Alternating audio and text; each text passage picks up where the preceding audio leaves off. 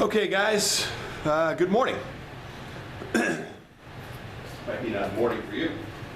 Morning for me, before school day in December. Trying to get these geometry videos finished up.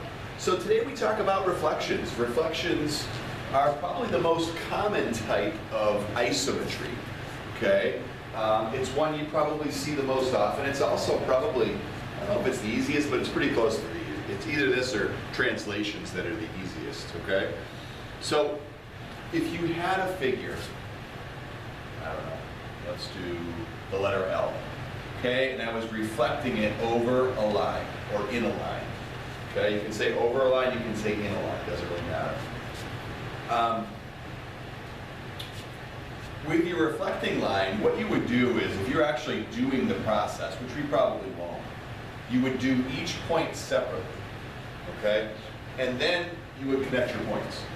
So you would measure how far it is from here to here, okay? So I'm gonna say that's like that, so probably somewhere over here. Mine's not gonna be perfect, okay? And then the length of that is that big, so we put that there, and then we put one here, and then you draw your L. Okay, I don't know how close that is, but that's what a reflection does. Okay, and we talked about it. A reflection is an isometry, which means it preserves angle measures, betweenness, parallel lines, congruence. Okay, so when you have your original figure, okay, if you have your original figure and it gets mapped, okay, this is my original, okay, so we'll say this point here is A, then this point here is going to be A prime. That tells me that this is my pre-image, my original, and this is my image after the transformation. Okay, that would be congruent. The points would be congruent, the segments would be congruent, the angles would be congruent. If I drew a, I don't know, let's say I had a parallelogram and I were to reflect that, okay? Then if these lines are parallel here, when I draw my new figure, they would still be parallel, okay? So one of the most common problems you'll see with these is they have you do this in the coordinate plane, okay? So let's look at some of these reflections in the coordinate plane. Let's see, this might be dead. I haven't used this in a while. I have two markers, I don't know what the other guy is. Let's see if I can get this to work, because I hope I can. The battery could be dead. That's what happens when you don't use something for a long time. Okay. There's another marker, but I have no idea where it is.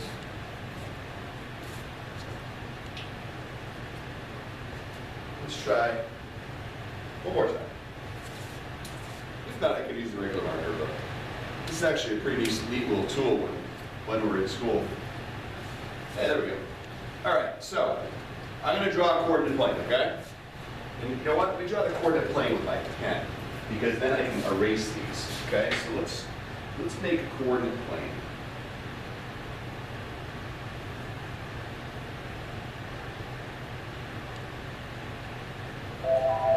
So there is my coordinate plane. Okay, hang on. I got a phone call here. It's a Hello. Hi. Statistics? No, I just needed it for that one day. Yeah.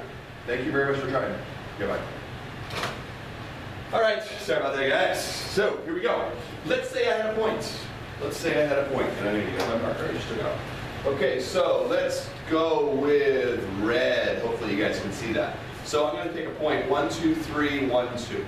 So this point is 3, 2. Okay? And let's say I wanted to take that point and I wanted to reflect it. I wanted to reflect it in the y-axis. So the y-axis is going to serve as my line of reflection. So I'd have to see how many units away my point is. And this point is 1, 2, 3 units away. So this is 3 to the right of that line. So the reflection is going to be 3 to the left of that line. 1, 2, 3. and there's my new point. So if this one was called A, then I would call this one here A prime. Okay? Let's say I had a point over here. 1, 2, 3, 4, 5. 1, 2, 3. So my point is 5, negative 3. Take a look at the video and see if you guys can actually see that. I hope so. Might be better if I turn the lights down a little bit. I don't know. Can you see that? I hope so. I'll try using a different color. Maybe that'll be better. So we want to use that. We want to use this point. We want to reflect it in the x-axis. Well, I look and I see how far away from the x-axis that point is. And that point is 1, 2, 3 away. And this is 3 below. So the reflection would be 3 above. 1, 2, 3. So my new point would be 5, 3. Okay? So I want you guys to try this one. So the point is 1, 4, and I want you to reflect it in the x-axis. Okay, give it a shot. Work your magic.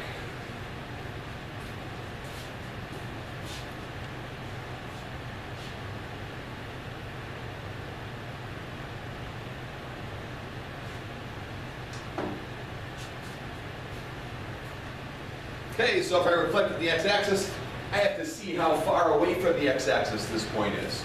1, 2, 3, 4. So I've got to go 1, 2, 3, 4. So I go down here, whoops. I go down here and I put that point, and that point, your new point, is going to be 1, negative 4. Okay? So that's how you reflect over the x-axis or over the y-axis. So let's look at other lines of reflection. So let's say I had a point 1, 2, 3, 4, 5, 6, negative 2. There's my point. 6, negative 2. And they want me to reflect in the line x equals 1. Well, that means they want the line x equals 1 to be my line of reflection, okay? And whenever you have x equals a number, that means that you're going to have a vertical line. So we want a vertical line through 1. So let me draw a vertical line through 1. So I go over to 1 and I make a vertical line, okay? Now I want to reflect the point in the line x equals 1. So I have to see how far away from the line is. 1, 2, 3, 4, 5 away. So I go 1, 2, 3, 4, 5 away. Hard to see these lines. I can kind of back up and see those. Okay, so let's look. So this is 1, 2, 3, 4, 5 away. 1, 2, 3, 4, 5 away. So what's my new point? 1, 2, 3, 4. 1, 2. 4, negative 2. 4, negative 2. Okay? So you draw your reflecting line, and then you just count. Just count to it. If your point is to the right, then it's going to become to the left. If your point is to the left, then it becomes to the right. Okay? So, let me give you, actually we'll do one more. We'll do one. Let's say I had 1, 2, 3, negative 3, 2. Okay, negative 3, 2. And my line of reflection is going to be x equals negative 2. I'm sorry, y equals. So that's y equals negative 2, and that's my reflecting line. So I have to count to see how far away it is. 1, 2, 3, 4. It's 4 above, so when I reflect it, it's going to go 4 below. 1, 2, 3, 4. 1, 2, 3, 4, right here. Okay, and that point is going to still be negative 3, but it's going to now be, let's see, I was here, right? 1, 2, 3, 4, 5, 6. So it's negative 3, 6. Okay.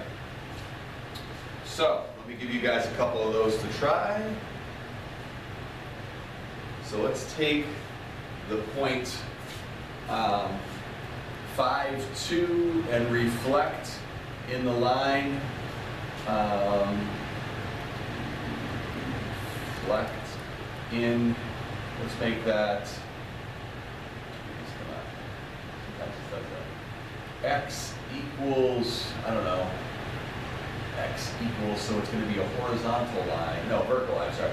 Vertical line, X equals, let's do X equals 3. And then I want you to take -2, -3, and reflect in the line Y equals 1. Okay, so I'll give you guys a couple of minutes to try those. And then we'll continue.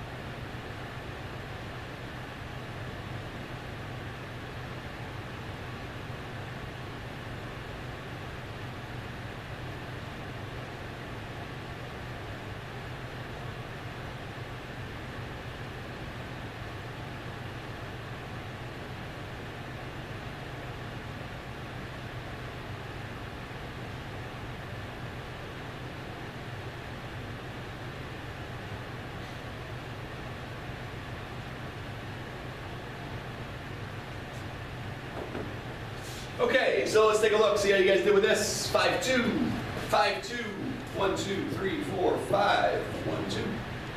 So there's 5-2. Let's make our reflecting line. The reflecting line is at X equals 3. 1, 2, 3. And I see how far away that is. How far away is that? 1, 2. So I go 2 on the other side. And that point is going to be here. And that point is now going to be 1, 2. Okay? Next one, -2, -3. 1, 2. 1, 2, 3. Reflecting the line Y equals 1. That's a horizontal line through 1. So you should have made it the other color, I did. We'll see how far away the line is. 1, 2, 3, 4. So I go 1, 2, 3, 4. Okay, so that point is now going to be -2. 1, 2, 3, 4. Wait a minute. 1, 2, oh, I count from here. 1, 2, 3, 4, 5. I said it's not right. All right, so hopefully that makes sense. That's what you're going to see. Probably in a quiz or a test, you're going to see that. All right. So we're going to talk a little bit more about reflections, but we're going to talk about it in the idea of lines of symmetry. Okay.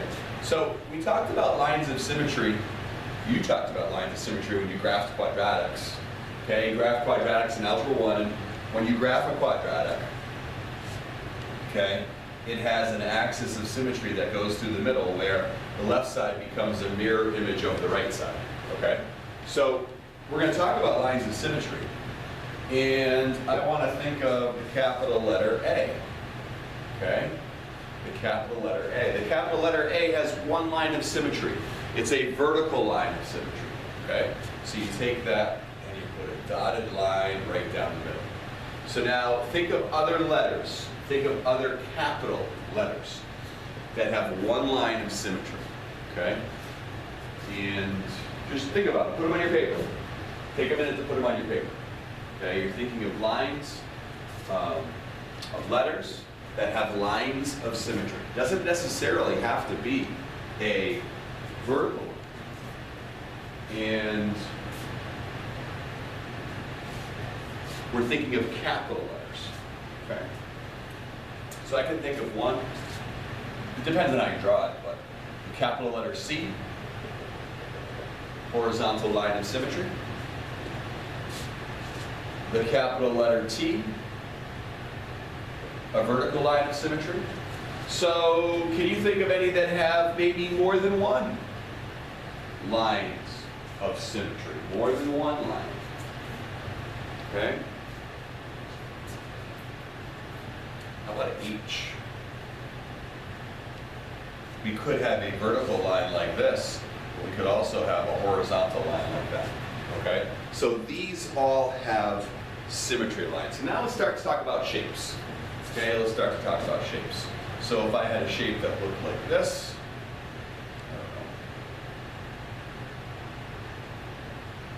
are there any symmetry lines?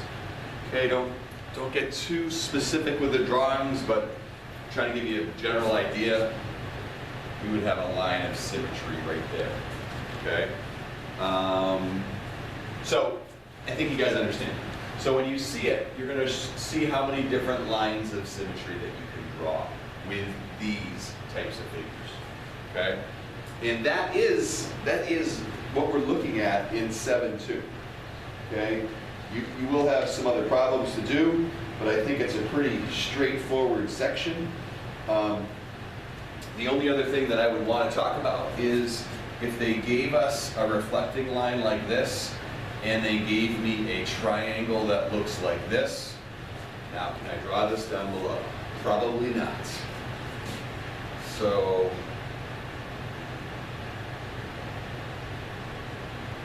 not too bad.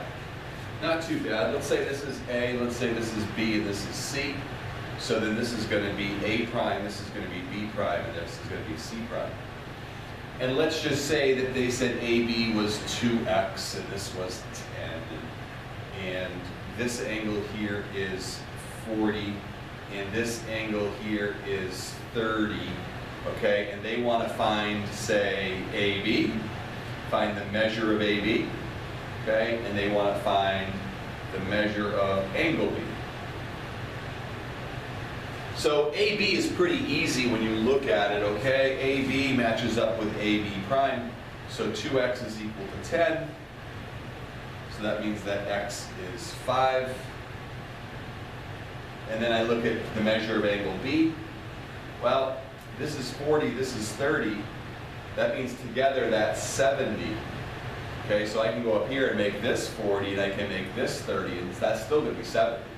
And then if I did 180 minus 70, I would get 110, right? 110. Okay, so that's reflections.